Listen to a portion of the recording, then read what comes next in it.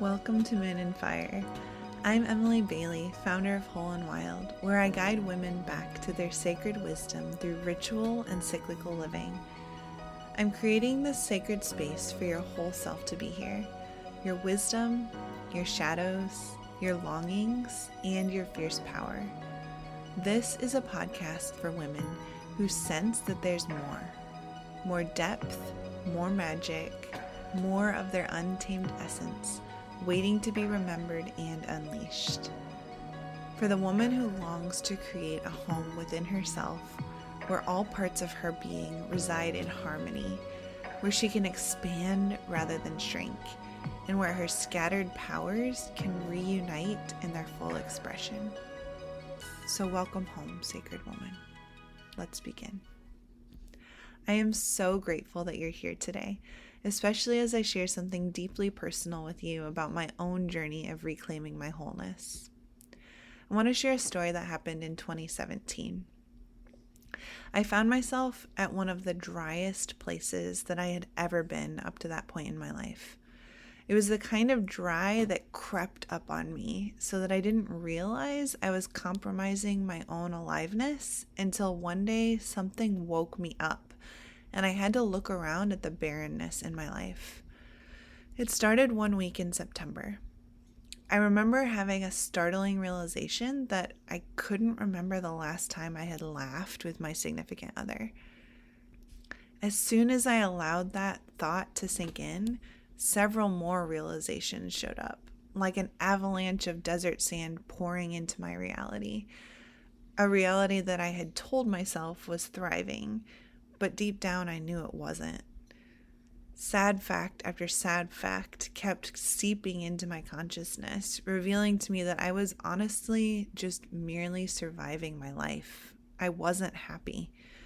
My relationships weren't honest because my relationship with myself wasn't honest. My financial state was barren. My creativity was parched.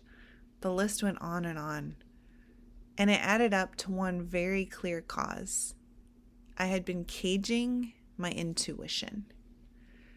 I'm choosing the word caging very intentionally because as I began to think about it, living with a caged animal is very different than allowing an animal to roam wild and free in your life. Sure, I had access to my intuition. I knew exactly where to find it. I could visit, I could stick my fingers through the bars, or even go inside and hang out with it.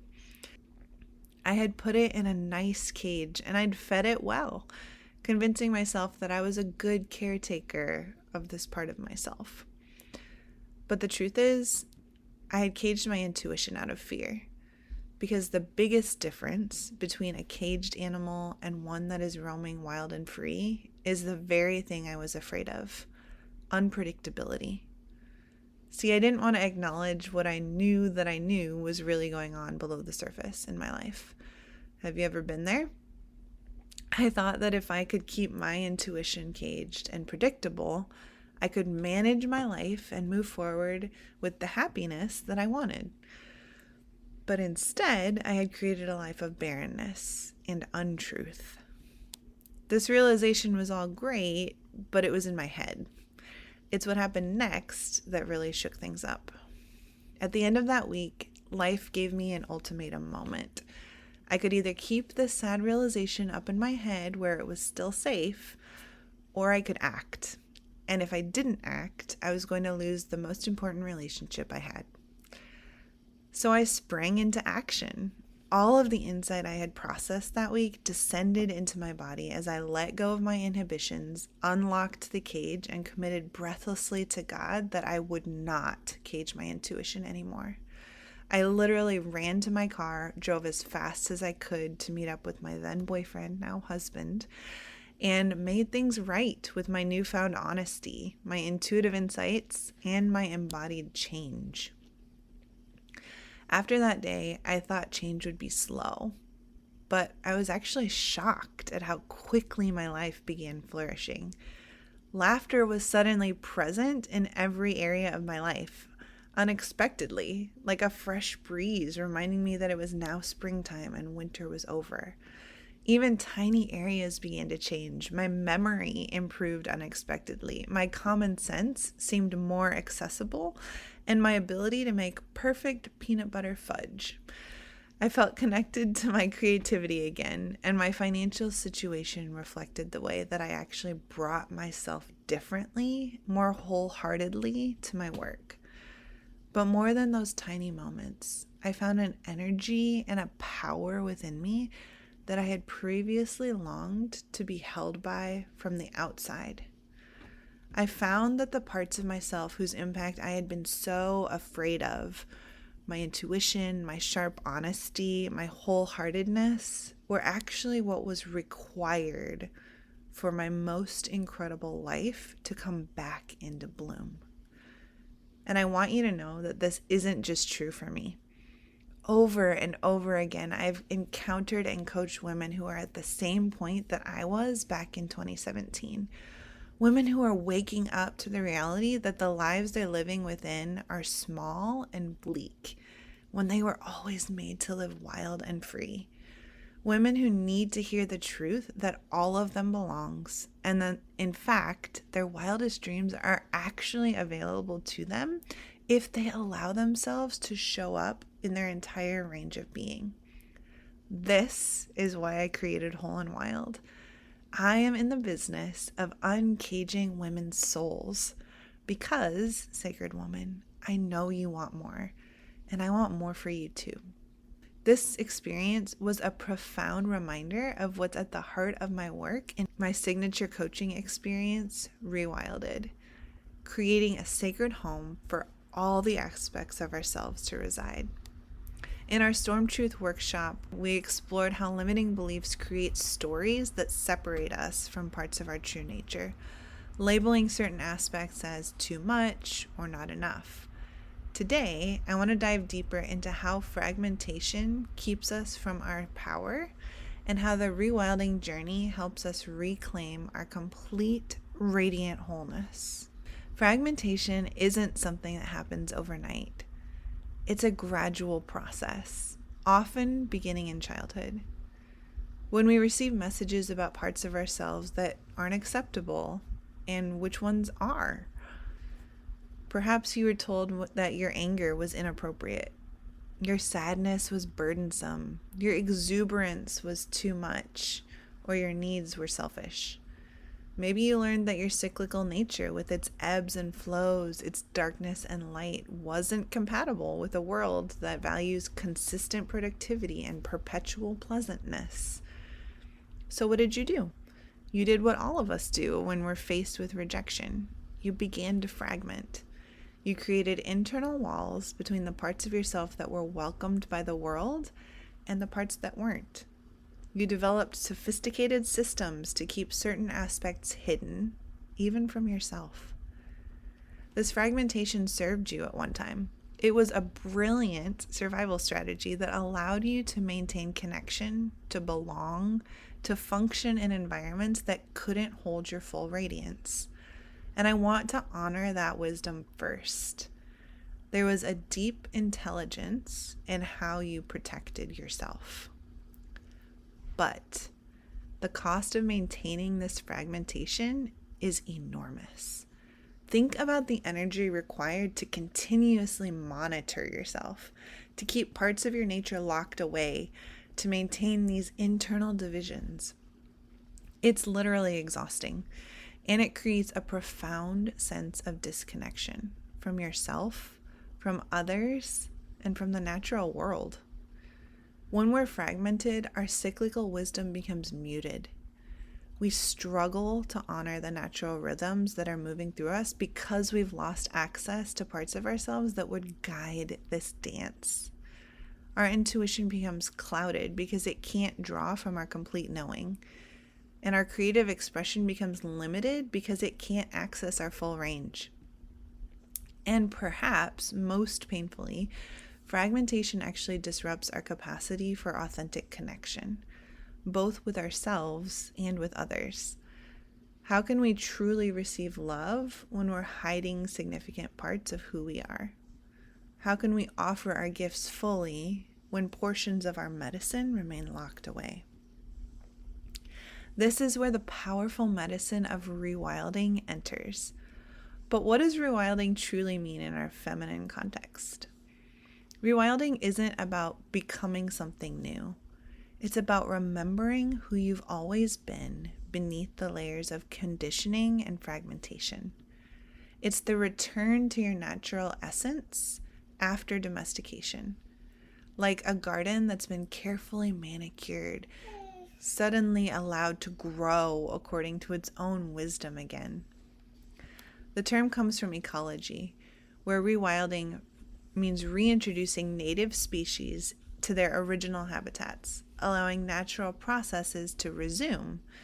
For us as women, it means reintroducing the native aspects of our being that have been exiled from our inner ecosystem, allowing our natural wisdom to flow again.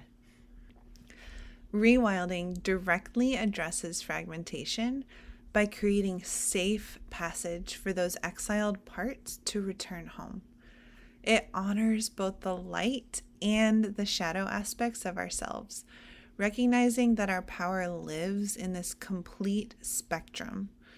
It transforms either or thinking into both and wholeness, recognizing that we can be both fierce and tender, both structured and wild, both autonomous and connected. At its heart, rewilding builds an internal trust through consistent self-honoring. Each time we welcome home an exiled part, we strengthen our relationship with ourselves.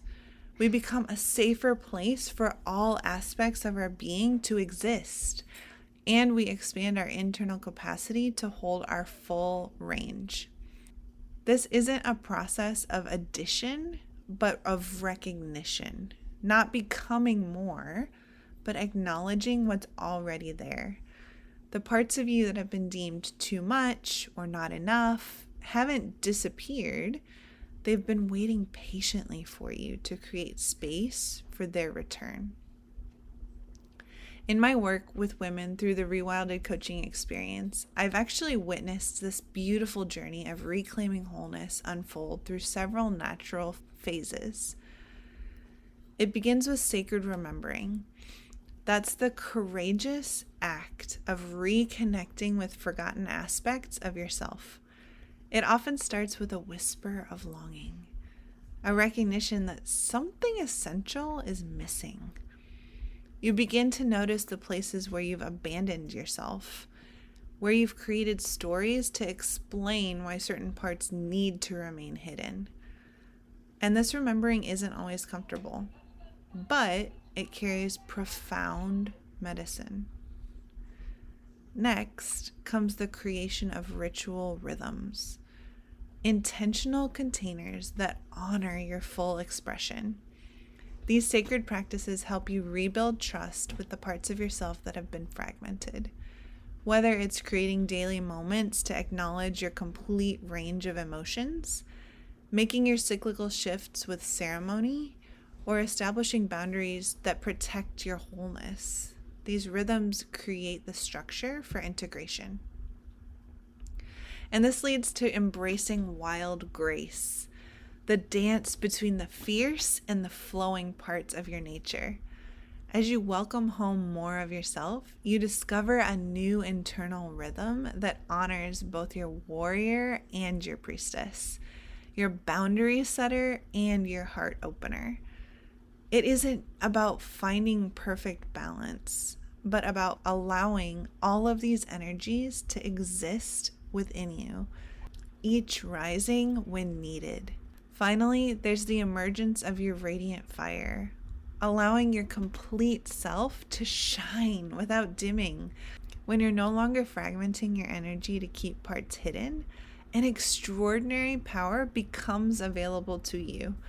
This isn't about performing or proving, but actually about your natural radiance that flows the light of your soul when you're no longer at war with aspects of yourself. The signs of successful rewilding are actually unmistakable. There's an internal peace that remains steady even during external chaos. Your creativity and your intuitive flow enhance as they can now draw from your complete wisdom. Your relationships become more authentic because they're based on your wholeness rather than a curated version of yourself. And perhaps most beautifully, you naturally align with your cycles because you're no longer fighting against your rhythmic nature. So I'd like to share a simple practice that you can use to begin this journey of creating a home for all parts of yourself. This is adapted from a practice that we use in the Rewilded coaching experience, and it's a powerful way to begin reconnecting with a fragmented aspect of your being. Find a quiet moment where you won't be disturbed. Take a few deep breaths, allowing your body to settle. Place one hand on your heart, creating a physical connection with your center.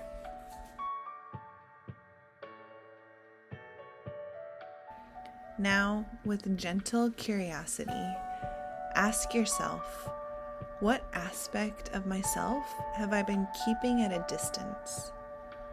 What part of me has been waiting to be welcomed home? Notice what arises. It might be an emotion, like anger or grief. It might be a quality like your ambition or your sensuality. It might be a need that you've been denying. Whatever emerges, simply acknowledge it with openness. Imagine that this aspect of yourself is standing before you. How does it appear? What does it want you to know? Listen without rushing to fix or change anything. Now, extend an invitation.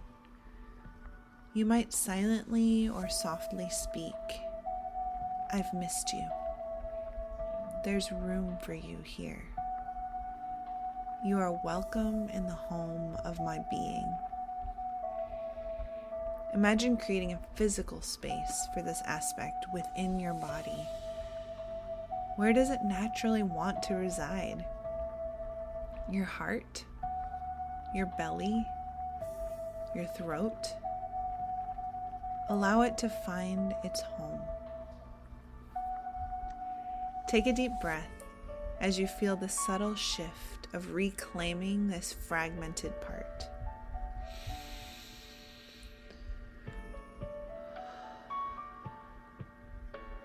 Notice any sensations in your body, and perhaps a release of tension, a sense of expansion, or even emotional release. All of these are signs of integration. Close by placing both hands on your heart and saying, "I am creating a home for all of me to reside. My wholeness is my birthright." This practice takes just a few minutes, but it can create a profound shift in your relationship with yourself. I invite you to return to it whenever you sense this fragmentation occurring within you. As we come to a close of our time together, I want to acknowledge the courage that it takes to welcome home the parts of yourself that have been exiled. This journey of rewilding your wholeness isn't always comfortable, but it is infinitely worth the temporary discomfort of expanding your internal capacity. Because what waits on the other side of fragmentation is a life of unprecedented authenticity, power, and joy. When you create a home for all aspects of yourself to reside, you access resources that were always yours but remained untapped when you were maintaining those internal divisions. This journey of reclaiming your complete wild wholeness is at the heart of the Rewilded coaching experience that I've created. Right now, the doors are open for a limited time to join this transformative container where we work together to welcome home all aspects of your sacred being. In the Rewilded experience, you'll be guided through a sacred process of reconnection, of ritual creation, of boundary establishment, and of authentic expression. You'll be held in a container that is safe and allows your transformation journey to unfold without terror. And you'll discover what becomes possible when you stop fighting against your true nature and instead create a sanctuary for it to flourish. If you feel called to this journey, I invite you to visit my website at wholeandwild.com/rewilded or check out the show notes for more information. The doors are open now, but there are limited spots available. Before we close this episode, I wanted to share that I have an exciting pop-up workshop coming up this coming Monday, April 28th at 10 a.m. Eastern. It's actually going to be a part 2 to the Storm Truth Workshop series. If you missed the first one, that's okay. It's a standalone value as well, but it's called Storm Truth Rebirth Mode. But I had a pretty incredible experience happen this past weekend that brought me through my own death portal threshold into the rebirth of some clarity and some truth and some power in my own life. And I'm going to be sharing in real time some of the ways that you can anchor in some of the actual nervous system techniques of this truth, as well as the rebirth power and ways that you can harness the swirl of the storm that might be happening in your life in a way that allows you to actually bring clarity and honor the level of truth that is rising up in you in a really practical way. So I'm incredibly excited about it. I can't not do this workshop. It has risen up in me in a way that just feels like it has to overflow. And so I would love to invite you to join. The website is wholeandwild.com/stormtruthrebirth. So if you are a woman who knows that she has a truth that is residing in her, that is ready to emerge, and yet the world around you has its own pulls and tugs and storms, and you are ready to up-level into the next way of being around your truth, I deeply encourage you to attend this workshop. It's going to be interactive, so bring your real-life situations and we'll workshop them together. See you there. Whether or not the Rewilded experience is your next step, I want to leave you with this truth. You were never meant to fragment yourself to be worthy of love, belonging, or success. Your power lives in your wholeness, in creating a home where all aspects of your sacred being can reside together in harmony. May you remember the wisdom of your complete nature. May you welcome home the parts that have been waiting. May you trust the medicine that lives in your wholeness. And may you walk in the beauty of your own wild knowing. Remember the sacred cycles. Reclaim your radiant fire. Unleash your intuitive magic. Thank you for being here, sacred woman. Until next time.